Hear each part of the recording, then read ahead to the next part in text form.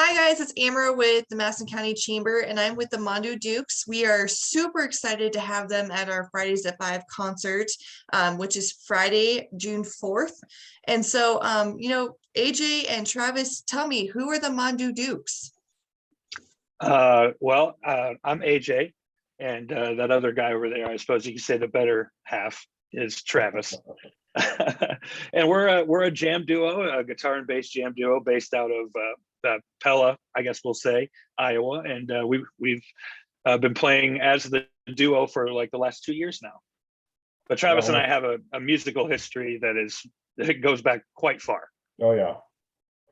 Yep. My name's Travis Carrico, and I live in New Sharon. AJ grew up here in New Sharon as well, and we've known each other for a long time.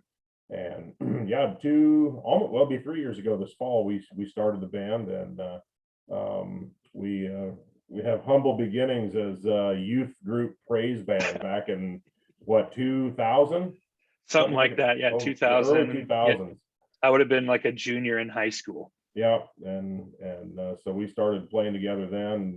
You started bass, and we've come a long way since the praise band days evolved or devolved, if you will. Yeah, might be better, but yeah. That's who we are. I like the duo. It frees us up to do a lot of different things, and it's been a fun 2.5 years. Great. So you kind of already talked about how you guys got started. So I'm going to throw another question out there is, what's your background? Do you guys have full-time jobs, or do you guys do this as a living? We both have other jobs as well. This is it started out as, we just like to play, and we thought, well, this is just kind of fun. So we just kept scheduling more and more shows. Now, like Travis said, 3 years into it, and we're pretty busy this year. It's been kind of crazy so far. I suppose that's everybody kind of coming out of the COVID hibernation, so to speak, wanting live entertainment. But we just love doing it, and so but it's it's not really a full-time thing. Like I said, we all have other jobs. Yeah, I teach for DMAC up on the Ankeny campus in their mortuary science program. Do my little promotion there, shameless promotion. So if you want to be a funeral director, come see me. But our full-time jobs finance this expensive but fun habit, and we try not to let our full-time jobs get in the way of having fun and making music. But it doesn't always happen. So. Yeah. Okay. So what is your favorite song that you guys perform? Oh, that's a tough one. And I'm sure Travis's is totally different than mine. That's just because of our vastly different tastes, but somehow they all meld together very well.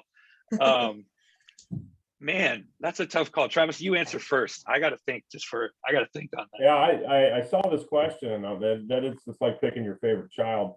I've got a few different answers for it. We do a few of our own original songs, and those are fun in a more rewarding way. It's something you've created, but we like to play songs. Our goal is to surprise people with oh my gosh, I haven't heard this song forever. I loved this song back in the 90s or the 80s or the 70s or whenever.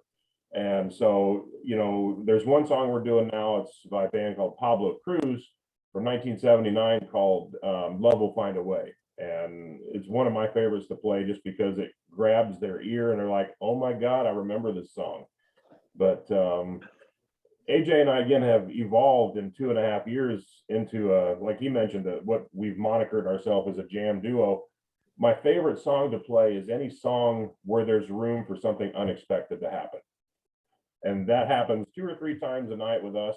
We get in this groove, and all of a sudden we're going somewhere like, whoa, how did this happen? And it's so fun and rewarding. And if it's sincere, the crowd usually responds well to it. Yeah, that's almost the perfect answer to that question, because it's ambiguous in nature. You don't have to. You're very good at that, my friend. If I had to pick an actual song, though, and it's one of those other ones that really surprises you, because you don't really hear bands out there covering it, and it's a real deep cut from a band called Wang Chung, and it's called Dance Hall Days. And it's just one of those songs, the minute you hear it, you just go, oh yeah, this song, I love this song. And it just takes people by surprise. And that's what we love. We love doing that. Yeah, you can see it on their faces when we start playing. They're like, oh my God. That's wonderful. It sounds like you guys do like a really good mix of, your own songs that you guys have written and then covers as well. So there's kind of like, it sounds like just a mix of anyone who's interested in music would get enjoyment from your guys' show. Oh yeah. Yeah, we try to cover as much from all genres as we can. It's just that element of, taking people by surprise, and you're just not expecting, you don't want to be predictable.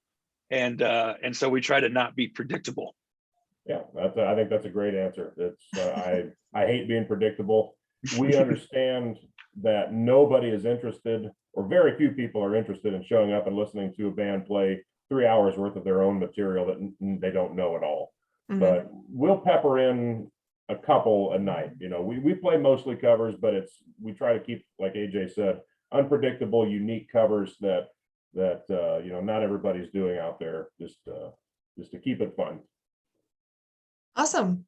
Do you guys have a favorite performance memory? Oh, favorite performance memory. I mean, there's been quite a few. We always have a good time at our the Rock Island Tap in Oskaloosa. We kind of view that setting as somewhat of a laboratory setting, if you will, where we can try out some new kind of crazy things and see if it works and how they respond there. So I don't know. I would say almost any time at the Tap is fun, just because of that kind of atmosphere that we created for ourselves there. I'll expand on that, and because my initial answer was going to be similar to our favorite song, where my favorite performance moment was anytime we get done and we look at each other and we're like, whoa, what just happened? But I think my all-time favorite is our very first gig back in September of 2018. We had put some work in on this, but I was scared to death because I had never done something like this, where it's just a duo. I'm the only guitarist, AJ's the only bassist, and we're not sure how this is going to be received, how it's going to come off. And we played that first night, and man, they loved it. They went crazy for us, and that was one of the most rewarding nights of my life, musically speaking. Yeah, that was a fun time. I do remember that, and you're right. We didn't know how it was going to go over, and it went over better than we probably could have imagined. Mm-hmm. Most definitely. That's wonderful. Because the thing I think about what Travis and I do is that, it's just two of us, but we somehow are able to produce a sound that sounds like there's a full band around. And I think that's what's really the most fun, is that we get to do that with just two of us and create that same, atmosphere, but you have half the people around to do it. And it's just fun to be able to do that. We've always had a real and it's synergy. unique. It's unique. Yeah, our synergy has always been very palpable when we play, and it's that synergy, interpersonal, but also our equipment that we use. We use like looping machines where we can record a guitar part or a bass part or a drum part and expand. So as AJ said, it almost sounds like a whole band is playing at times, most of the time. That's awesome. I know you guys aren't really in the same genre, but I'm a huge fan of Ed Sheeran, and that's exactly how he manages to do literally a one-man show. And it's just a unique experience to see that. Oh, exactly. Yep. I think it's fun to watch, maybe it's just the music nerd in me. I just think it's fun to watch someone build something from nothing and then to see where it goes. That's just fun to see, I think. And I think a lot more people are getting interested in watching that, like Ed Sheeran really took off because he did that. AJ always has to remind me of that, because as I'm building a loop of making a drum part or playing or whatever and setting it up for the song, I'm always thinking, oh my God, people are getting so tired of this. We got to get the song started. And AJ always has to remind me, he says, hey, people like to watch you set this up. They like to watch it happen and grow. And so like, he's my constant reminder that it's part of the show. So. That's awesome. So for anyone who's considering coming to our Fridays at 5 concert on June 4th, what would you like them to know? Well, I just want them to know that we like to have a good time, and we want you guys to have a good time too. We like to have fun, and we like to just put positive vibes out there. And I know that this is that's just kind of what everybody needs right now. I would guarantee them that they will hear at least one song that they forgot was their favorite song at some point. Guaranteed. Sounds like a challenge. Yeah.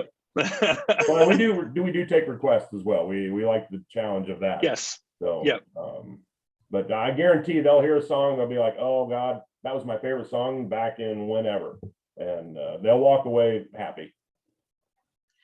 And how can they listen to your guys' music or kind of do a deep dive on you guys before they show up if they want to do that?